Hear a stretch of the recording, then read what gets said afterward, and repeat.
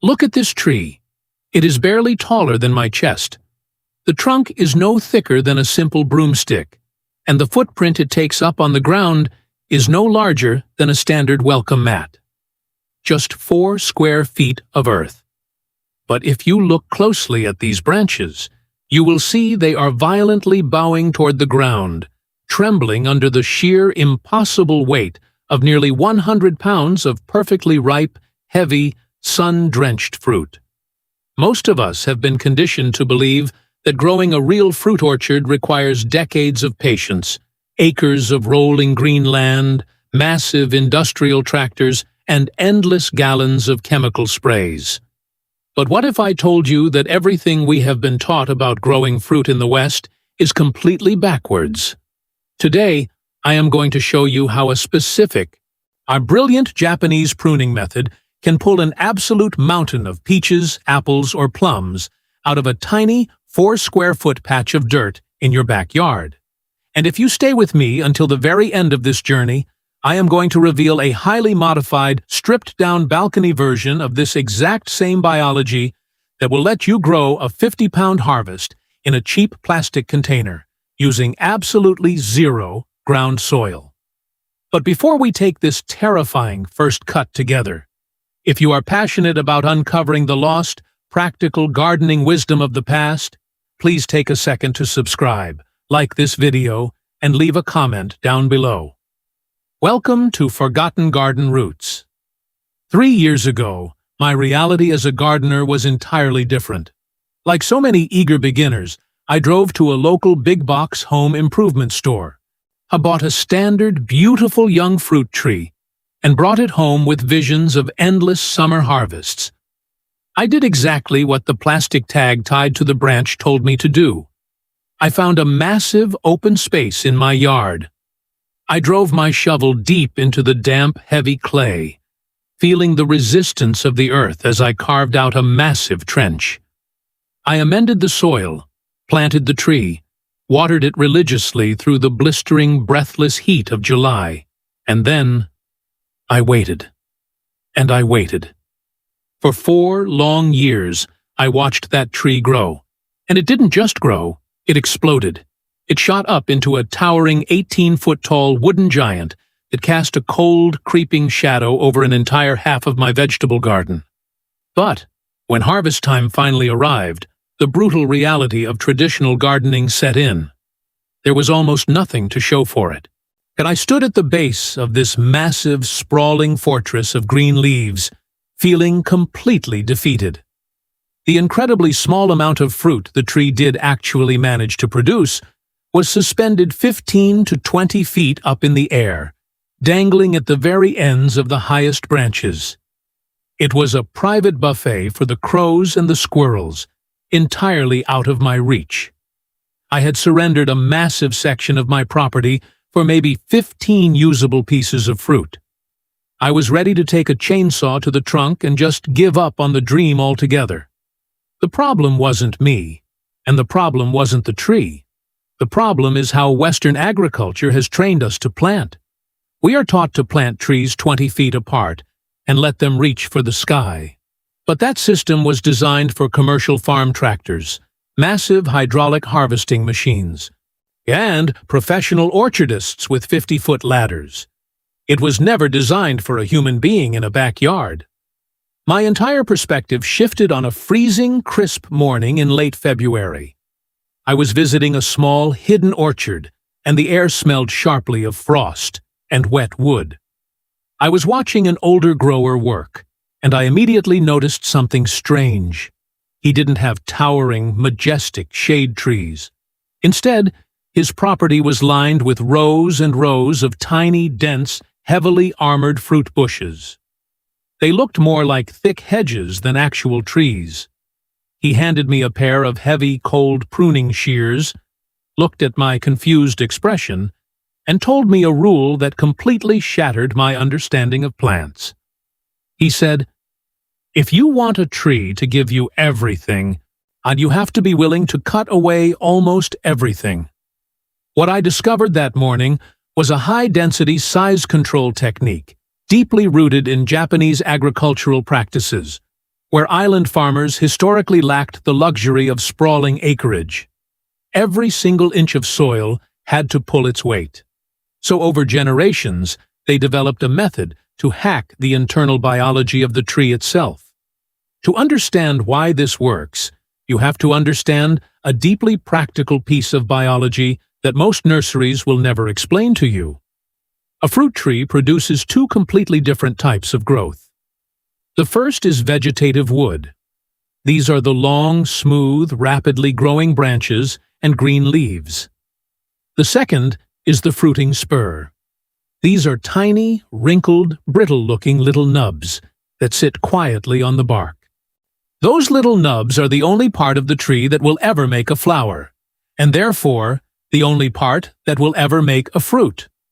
The tree decides whether to make wood or make fruit based on a powerful internal plant hormone called auxin. Auxin is the chemical that pushes a tree to grow straight up toward the sun. Here is the secret. If a branch is growing vertically, straight up into the sky, the auxin is flowing freely, and the tree will only produce useless vegetative wood. But if you take that exact same branch and force it to grow horizontally, the flow of that hormone is interrupted. The tree panics, stops building wood, and immediately starts churning out fruiting spurs to reproduce. This leads to the ultimate paradigm shift of this entire method. Most people only prune in the winter. But winter pruning stimulates explosive, aggressive vegetative growth the following spring. If you want fruit, you must learn the art of summer pruning. Summer pruning stops the tree dead in its tracks, halts the vegetative growth, and forces the energy directly into creating fruit. But before you can even think about picking up a pair of shears, there is a silent killer of small orchards that you must avoid.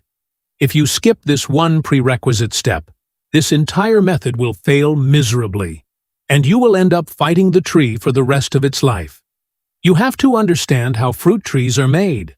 When you buy a fruit tree, you are actually buying two completely different trees that have been surgically spliced together. The root system belongs to a wild, rugged tree, and the top branches belong to the sweet fruit variety you actually want to eat, like a Honeycrisp apple or a Meyer lemon. This is called grafting. When you go to the nursery, you have to look at the tag. The tag will tell you what kind of root system is sitting under the dirt. You must buy a tree that is grafted onto a semi-dwarf or a dwarf rootstock. These roots are genetically programmed to stay relatively small. If you buy a tree that says standard on the tag, run away. A standard root system is genetically obsessed with becoming a 40-foot giant, and no amount of pruning will stop it from trying to outgrow your yard. Once you have your dwarf or semi-dwarf tree, it is time to set the stage. Find your 4-square-foot patch of earth. It needs at least 6 to 8 hours of direct, blazing sunlight. Dig a hole just deep enough to cover the roots. You do not need expensive, synthetic blue chemical fertilizers. You just need the native soil of your yard mixed with a few handfuls of rich, dark, crumbling compost. The smell of that rich earth is all the tree needs to wake up. Plant it. Water it deeply until the soil settles like a heavy sponge. And then, take a deep breath. Because now, you have to do the single most terrifying thing in all of gardening. Imagine this. You have just planted a beautiful, perfectly shaped, 5-foot-tall bare root tree. It looks like a picture in a magazine. Now, take your heavy pruning shears, walk up to that beautiful tree, and chop it completely off right at the knees. Literally. You are going to make a clean, hard cut right through the main trunk, leaving nothing but a lonely stick about 18 to 24 inches sticking out of the dirt. The first time I did this, my hands were shaking. I thought I had just murdered a $60 plant. But the logic behind this knee-high cut is the absolute foundation of the 100-pound harvest. By decapitating the tree while it is young and dormant, you completely destroy its ability to grow a high central canopy. When spring arrives, The massive energy stored in the root system rushes up the trunk, hits that flat cut, and has nowhere to go. So, it violently pushes out 3 or 4 brand new branches very low to the ground. You have just forced the tree to build its permanent scaffolding directly at your waist level. For the rest of this tree's long life, the fruit will be sitting exactly at arm's reach. You will never need a ladder again. As that tree begins to grow, you enter the 3-step seasonal pruning cycle. This is where the magic of the Japanese method comes alive. Step 1 happens in early spring. You look at the wild burst of branches your tree pushed out, and you select the 3 or 4 strongest ones that are radiating outward, horizontal to the ground. You cut everything else away, flush to the trunk. You want the center of the tree to be completely hollow and open, shaped exactly like a wide martini glass. This allows the hot summer sun to penetrate all the way down to the inner bark, which is critical for ripening fruit. Step 2 is the crucial summer snip.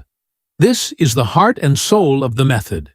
In midsummer, usually around late July, you are going to notice the tree trying to rebel.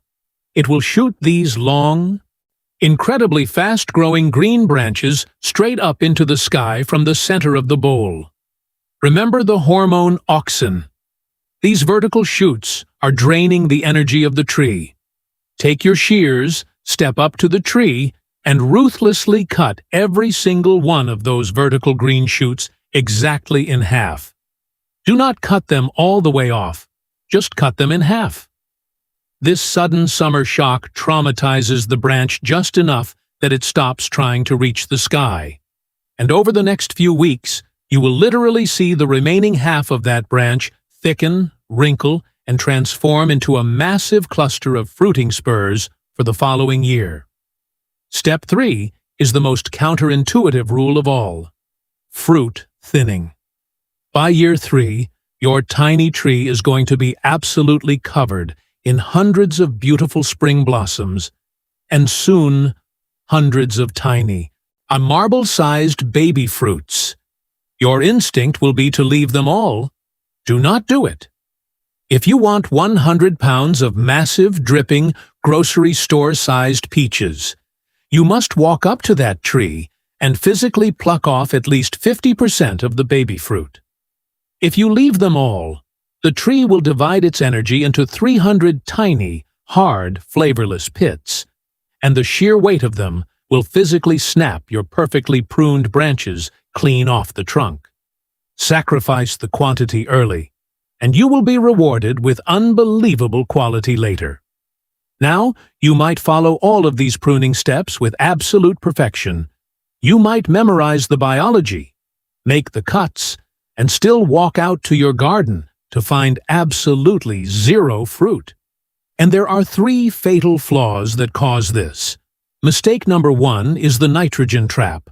Now, because we want our gardens to look lush and beautiful, we tend to dump heavy nitrogen fertilizers onto the soil. Nitrogen is the building block of green leaves. If you give a heavily pruned small tree too much nitrogen, it becomes intoxicated. It will abandon all thoughts of making fruit, and instead push out a massive, gorgeous, impenetrable wall of green leaves. You will have the most beautiful, fruitless shade bush in the neighborhood. Feed your tree with simple, balanced compost, and let the soil do the work. Mistake number 2 is sunburn. Because we are keeping this tree so artificially small and open to the sky, the fragile bark of the trunk is suddenly exposed to the blistering afternoon sun. In nature, a tree's canopy shades its own trunk. In high-density pruning, the sun will actually boil the sap underneath the bark, causing it to crack, peel, and invite devastating wood-boring insects inside. The fix is incredibly cheap and simple.